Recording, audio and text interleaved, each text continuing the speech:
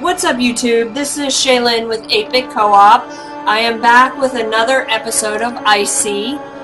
So, on the last episode, what happened is we hunted a little bit, we had a little, discussion amongst ourselves about what we're going to be doing. There was some minor disagreement. However, we think we got it all ironed out with the exception of Irma, who is not too happy about our decisions. So, again up here, we can look and see our party. This is Demetra. She's full life. She has 5 bow, 5 guns, 6 melee. So that's not a bad... That's a pretty even loadout for that. So we're going to go ahead and head over to the town, because that's the last thing we needed to do for that part of the tutorial, and see what we got going on in there. I like that. Tutorial, scavenge. To start scavenging, enter an area and press the scavenge button in the right corner. Down here. You find a small town. Quickly scavenge the area, takes up to 2 hours and increases the risk. Scavenge the area, takes up to 4 hours. Or carefully scavenge the hour, takes up to 6 hours and decreases the risk. I'm going to go ahead and carefully scavenge the area. We have a lot that we need, so... You find a little house with a sturdy closed door. Break in using a crowbar. Try to pick the door's lock. Try to blow up the door. Awesome. And leave. I'm going to go ahead and try to pick the lock. You successfully managed to open the door and are able to explore the building. We got 6 med kits, no food. Is that water? I think that's water. I really do. And no bullets. Oh, that's fuel? Okay. The battalion just told me it's fuel. So I'm going to look at this stuff in a second. I'm going to go ahead and take everything. I want to know, can I scavenge again? No! Okay. Let me look at my inventory real quick, because I want to see what this is. Oh, sewing kit. You don't want holes in your clothes, and no one does. It's really cold out there. This device still seems functional despite all the years that passed. It looks like a cell phone. They call it a small device. Non-fiction book. Info. A non-fiction book. That is awesome. Okay. So, that's the crowbar we used. Let's go back here. After a couple of hours, you manage to reach the others at the camp. Goran spots you from a distance and greets you by raising his hand. You can see the sadness on his face. What's going on? It's not easy to say. Goran takes a deep breath. Hector is badly sick. He passed out a few hours ago and he's now in his tent, barely able to breathe. That's awful. How is this possible? He didn't seem that sick. Will he survive? That's the question I want to know. The situation is desperate. We have no medicine to cure this kind of sickness, and he's pretty bad right now.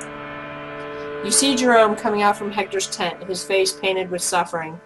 As far as you know, he and Hector had been good friends for a long time. People gather around Hector's tent as Mark finally asks about him. How is he? In that same moment, Irma comes out of the tent. Jerome sighs. It's over. We couldn't do anything. Holy fuck, why didn't he say anything about his health? You know Hector, he wanted us to get away from the plains, and he didn't want anything to stop us. Goran stays silent for a few moments, then he raises his head and speaks again. I will prepare the body for the funeral. You should go and take a break. People scatter around while Jerome comes near you and sighs again. You two are now alone. I met Hector more than 20 years ago, and yet he said nothing, not to anyone, not to me. He just died, leaving a mess behind. Tomorrow we'll need to vote for our new leader, and it will be a mess. Everyone will discuss. I bet Irma will go crazy again, screaming and threatening people. I don't know what to say. I'm really sorry for your loss. He should have said something. Maybe we could have saved him. Don't worry, we'll get through this mess. I'm really sorry for your loss. Thank you, but he's not the first friend to die. I'm lucky to be old, but hopefully I won't see another friend's funeral. That's kind of sad because that means he feels his wounds should be next. But if you look, he doesn't look that old. I mean, he got a little grizzle here, a little gray hair, but other than that, I don't know. He doesn't look that old to me. I need to be alone. Call me when Goran has finished with the pyre. Jerome walks away and sits alone, not far from the camp. After some time, you are called by Dimitro. Everything is ready for the funeral. Everyone gathers around a big stack of wood. After making sure that everyone is there, Goran throws a lit torch on the pyre, which slowly starts to burn, shrouding Hector's body in a dance of bright flames. Jerome has a sad face and says nothing. He just stands in front of the pyre and stays there even after everyone else is gone. You're tired and you proceed to your tent, hoping to get a decent night's sleep. A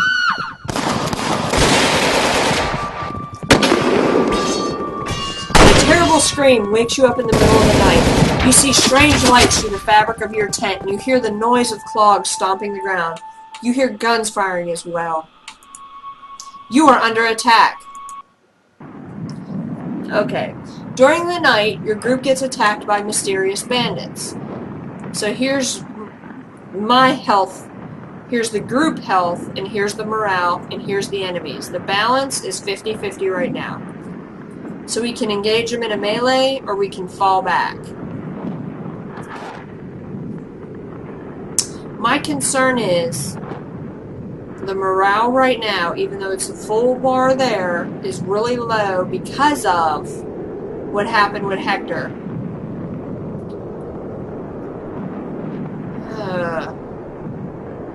I'm gonna go ahead and engage. Ouch! Enemy receives negative 10 hit points and 2 morale. We receive negative 49 hit points and negative 10 morale. Okay, shoot at will to defend your one of your companions has fallen on the ground and is about to get beaten. Shoot at will to defend them, fight to defend them, defend your companion with your bow, or drag your companion away. I'm going to defend him with my bow at this point. Your arrow misses the enemy and your companion gets wounded. Okay. We need to fall back.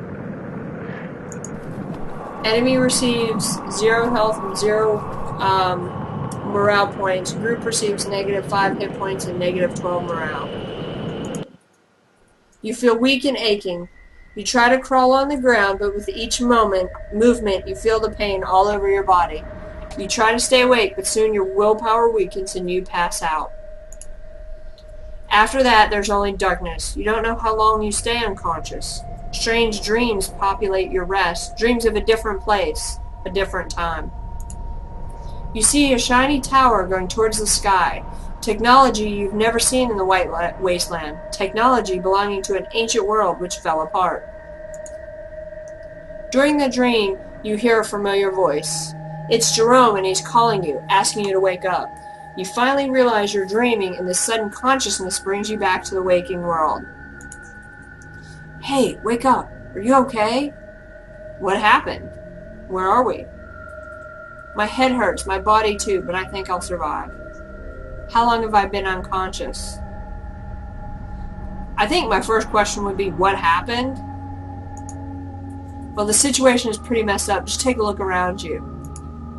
You look around. The morning sun blinds you at first. Then you're able to see that you and your mates are sitting on the ground, tied. You're not the only prisoners, and there are other people that seem to share your condition. Armed bandits are guarding the area. You can see many tents scattered around, and it's difficult to understand how many there are. Running away from them won't be easy. They have our guns and everything else they need to keep us in our place. You'll never escape. We tried, but there are too many. They have horses and guns, and if they want us alive, I fear we'll all soon become slaves. Say nothing. I'd rather die than live as a slave. We're getting free sooner or later. Now they have to keep their eyes on more people, and it won't be hard for us to find an opening. Personally, I'd rather die than live life as a slave, so I'm going to go with this one. Precisely. We all know how slaves are treated, like animals. So it looks like Irma lived. I won't be beaten again just because one of you wants to do something stupid.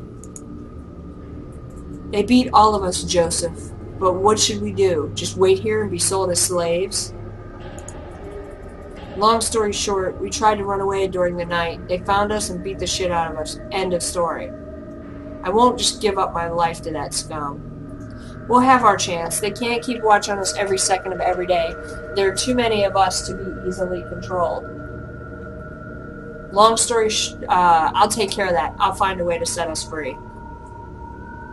We'll have our chance. I like that option. Unless you have a freaking genius idea, I'd like to not get beaten again either. Screw you. I'd rather die than be a slave. We're leaving. I don't know how, but we're leaving. The stranger smiles slightly. Sure, I'm really curious to see what you'll do. A bandit approaches you and starts screaming. Shut the fuck up, all of you. We're moving now. Prepare yourself. It's gonna be a long walk. He's a rough-looking bandit. Looks like he, for all the guns and stuff, needs to put some weight on his bones. I'm just saying. You and all the prisoners start walking, with your hands tied, along the bandits' caravan. They constantly watch you and you're unable to find a way to break free. Day after day you become resigned to your destiny. The bandits constantly watch over you and don't even allow you to talk among yourself. You barely get to know the ones who share your destiny. Carlos and April are a couple, and they were in the same group with Joseph when they got attacked and kidnapped. There's a young girl, Eva. She seems sad and never speaks. The only thing you're able to discover is that the bandits killed her family. But finally, after walking for several days through the White Plains, something happens. The bad thing is, it doesn't look like something good. Not at all. You see 3 people peacefully approaching the bandits. They don't look like common survivors. Even the bandits who assaulted you, despite their good resources, are not that well equipped. Polished and shiny weapons, high-tech equipment, all the bandits look at these 3 people with reverence and awe. You never saw anyone so well equipped walking on the white wasteland. A feminine voice comes from one of those masked soldiers. Proceed with the test and let's move on. We have no time to waste. I'm sure they're good. Some prisoners are young and healthy. They're perfect for your needs. The woman slowly turns to face the bandit and stands still for a couple seconds in an intimidating silence. We'll see. They approach you and the other prisoners and start using some medical equipment to take some of your blood. They take a sample from each one of you. They go away, and after some minutes they come again. The mysterious woman looks at Goran and Irma and then nods at her 2 companions. We'll take those 2 and their children. They're the only ones we're interested in. Do what you want with the others. We have no use for them. They walk away, bringing Gora, Irma, and their children with them. Jerome tries to stand up on his feet and protest, but he gets kicked in the stomach and falls on the ground. The mysterious strangers leave, taking your companions with them. While they disappear into the mist, the bandits give you the order to get on your feet and start walking. You're now walking just like any other day, with armed guards all around you when you hear bandits shouting. You turn to see what happened. At least 30 horsemen are charging the bandits, quickly descending from the top of a small hill. They're wearing red. They're the Red Horsemen, feared bandits and pillagers. The bandits start shooting at them, but the horsemen rapidly reach your position and start attacking your captors in close combat. Jerome screams before he starts running away. Let's go! Now! You and the other prisoners start running away, while the bandits are too busy worrying about their own lives. As you keep running away from your captors, you hear the sound of bullets whizzing by you. One of those bullets hits Joseph in the chest and he falls to the ground. April stops running and kneels by her companion's body. Joseph! Joseph, please, stand up! Keep running away from the bandits. You drag April along with you, away from the body. It's too late for him, he's dead, we must run away now. Okay, here's the situation. People shooting at us, he gets shot in the chest. I'm either going to keep running or drag her. However, we just had decimated our family, so I'm going to try to bring her with us. While you pull April away from the dead body of her former companion, you hear Carlos's voice. For fuck's sake, run! He's dead! Run! Someone keeps shooting at you, but the bullets pierce the snow around you without hitting anyone. You're too far away to be an easy target. You see the entrance of a tunnel ahead of you, and your group starts running towards it. You're getting far away from your captors, who are busy fighting the horsemen. You take a long, last look behind you, and you see no one coming after you. The tunnel is quite long, but after a few minutes you finally see the light and the cold wind coming from the outside. You can see this is a tutorial cue. You can see the world map by pressing M while traveling around the world. Okay. So, what is this button?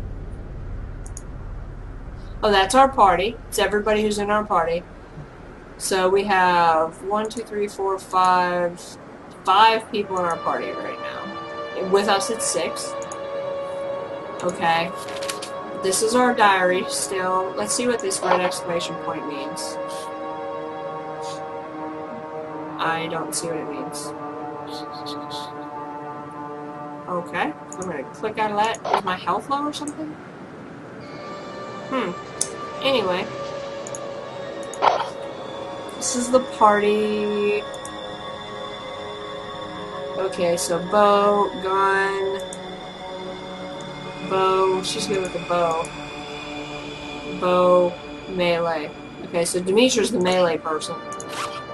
Okay, what do we have on us? We still have everything that we had before. Okay, so let me look at something. Who is our gun person? Carlos. Do I know Carlos well enough to equip him? And is this just my inventory, or is this everybody's inventory? Well, it looks like it's my inventory, so... Okay. So there's the tunnel, came out of it, here's the woods, here's a little town. So let's go down to the town-ish. You spot an old house and tell everyone to get inside. You should be safe and able to rest, at least for a time. Well, we can stay here for the night. I don't think they'll come after us. Fine, let's see if there's something useful inside the place. The group starts scavenging the place. It looks like someone's shelter, but it has clearly been abandoned years ago.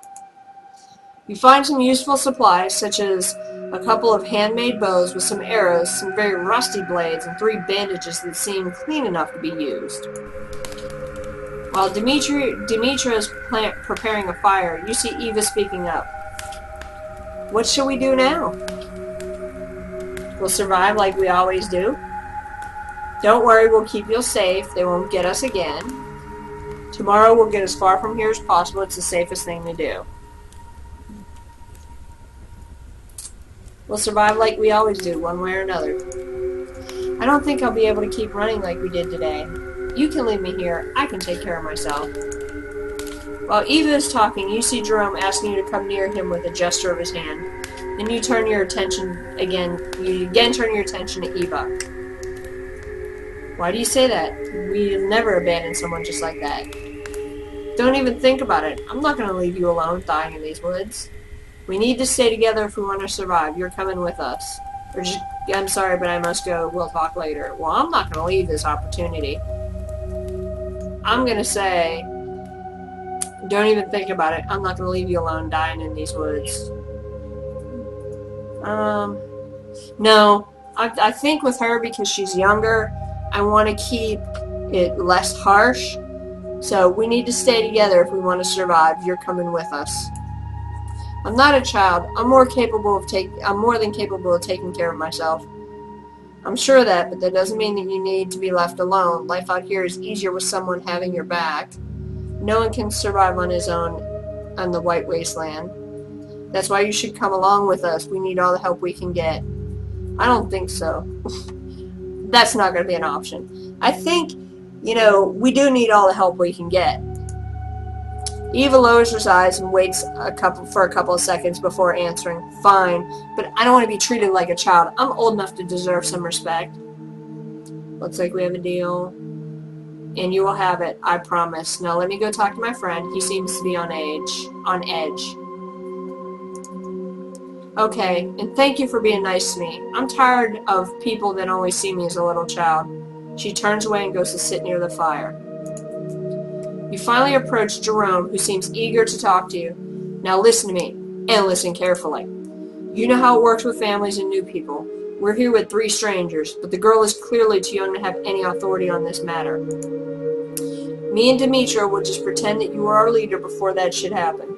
The tradition is that newcomers accept the family leadership, and we can't tell them that our leader died the same day the bandits attacked us. We'll treat them as new members of our family, and since there was an actual leader, that Carlos guy won't argue with that.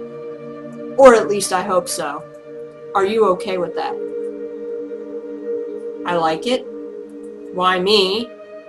And will I really be a leader, or will it just be a farce? I want to know why me. Why'd you choose me? Why can't you be our leader? Me? Nah. I'm too old for that, and I don't have the strength to be a leader. You've proven to be a resourceful person. You'll do just fine. Okay. Just remember to listen to old Jerome's advice, will ya? Now let's go talk with our new companions.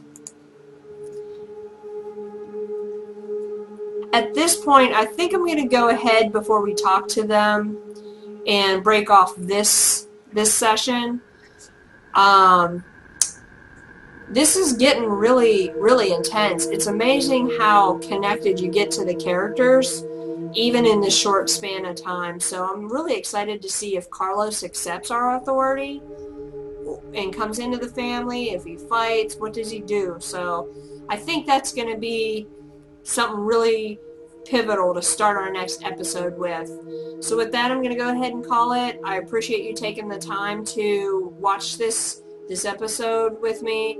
Again, if you like the series, feel free to like, subscribe, and I hope to see you in the next one. Take care.